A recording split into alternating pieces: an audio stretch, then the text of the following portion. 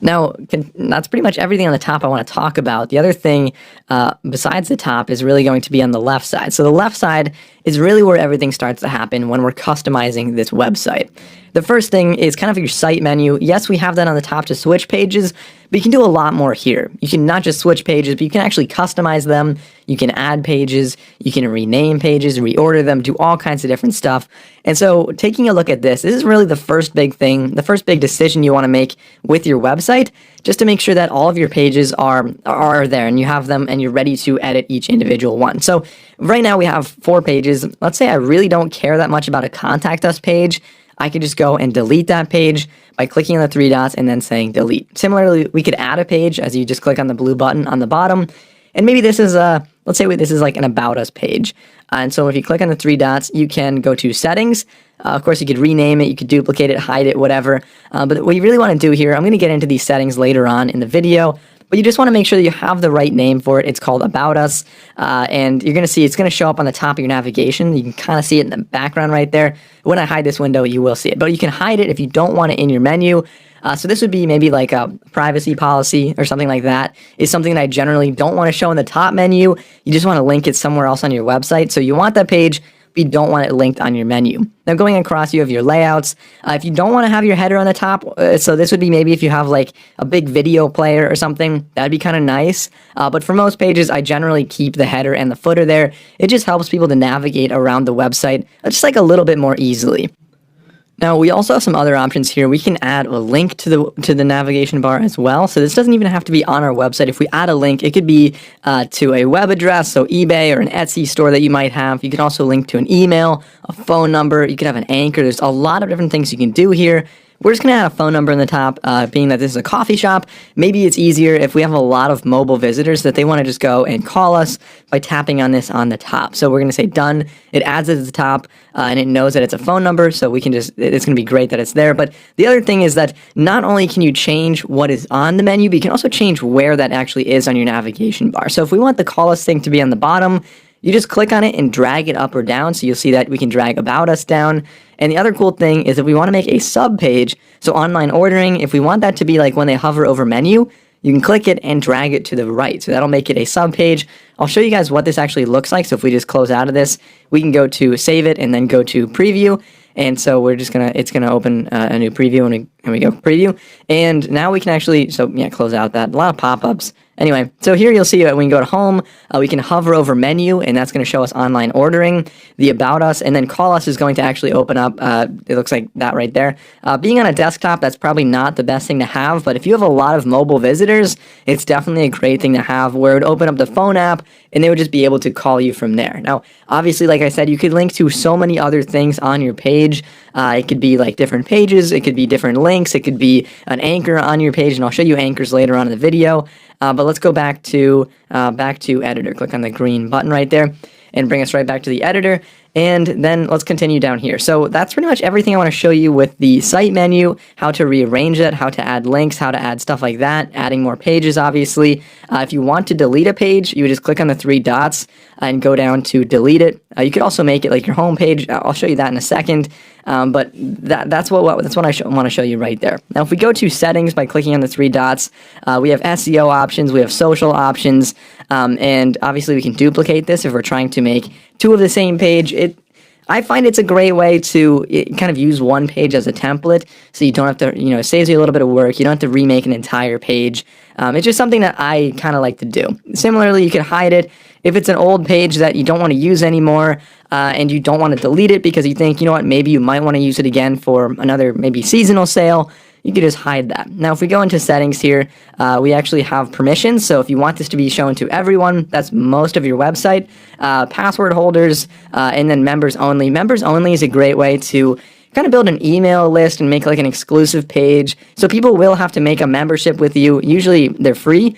And so they could just sign up. They'll have an email and a password to get onto that specific page.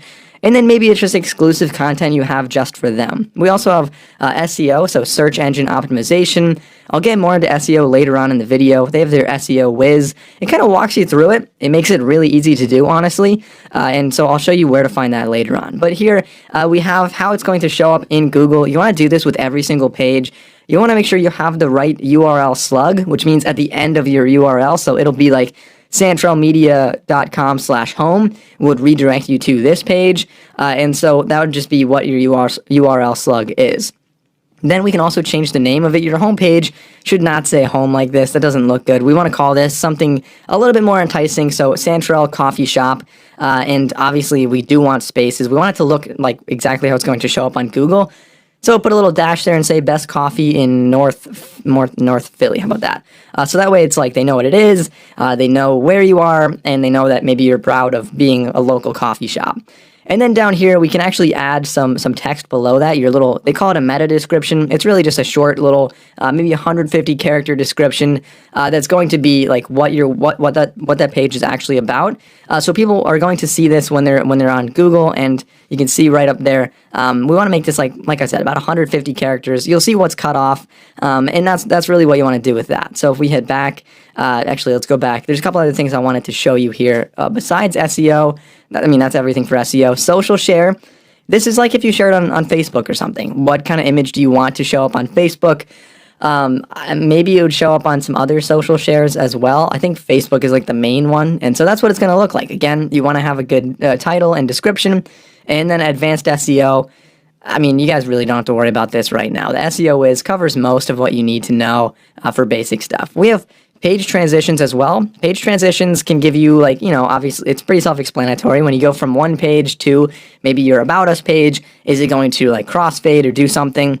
I usually like to leave nothing on there, but sometimes, a little fade is not a problem. Now, going down to the next thing, we have the page background. And the page background is going to be obviously specific for each individual page. This one right here, we have those little chocolate truffle-y things.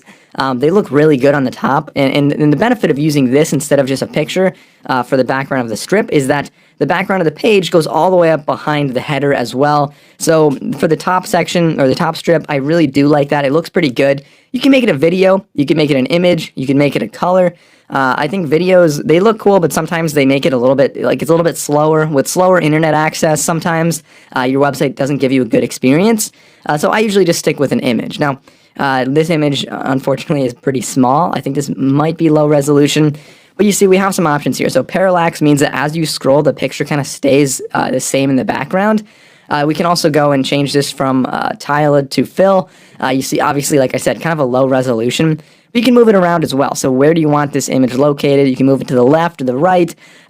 This one being not a good image, I think I should probably just change this image, honestly. So we can see that right there. It looks good, but again, just low resolution. So let's go back. Let's pick a different image. Hopefully this one's a slightly, yeah, that's way better quality. There we go. That's what I wanted. And so if we go to settings for this one, again, you can add like the parallax. You can make it a fill. You can change where it's located. So moving the coffee cup to the right a little bit, I think might be beneficial so it doesn't get in the way of the text. And we can also go into some other settings here. So this is actually allowing you to adjust the photo itself. And another thing I really like about Wix is that they have so many different settings that you can customize anything on your whole website. So if we just like maybe drop the contrast a little bit, maybe the brightness could be a little bit darker, maybe a little bit less maybe a little more saturated, and we can warm it up a little bit, increase the temperature. So you see on the left side, we can also enhance this. We can go to crop and resize, put filters on it, like a lot of different things to really customize every picture on your website. So from here, I think that's pretty much what I want to do with the background image for the whole page right here. Everything else is not really going to use this background. I'll put a background on the individual strips. But going down on the left side, the next thing is actually all of the items we can add to this page. So we can add text, we can add headings, obviously images and buttons. Those are all really standard to see on a lot of websites. But Wix actually has a lot more than just that as well. So each individual one, we have like tons of different styles of buttons. We have a gallery. We have decorative things like shapes and lines. We can even have some interactive stuff. So if you want to have like a little slideshow or like a subscribe thing so people can sign up for your email list, like they really make it pretty easy to just click and drag any one of these onto your site. So I'm going to get into a lot of these later on. Probably like the most of the rest of this video will be spent customizing the site, but let's head over here and actually start looking at what this site is looking like. So here we have our text kind of floating around. As you scroll, it looks like we have a section here that I want to use this for like an About Us section. So top is going to be like whatever the title is. Then we'll have an About Us section, and you can customize all of this really well also. Then we have this nice little video. It'd be nice to change that because it's a coffee shop. Going down, you'll see that I've been talking about strips a lot, so you see that like this is all one strip right here. This is all another strip. You can see that it's kind of a strip layout. The easiest way to see this is if we click on zoom out and reorder, it highlights them in a blue box.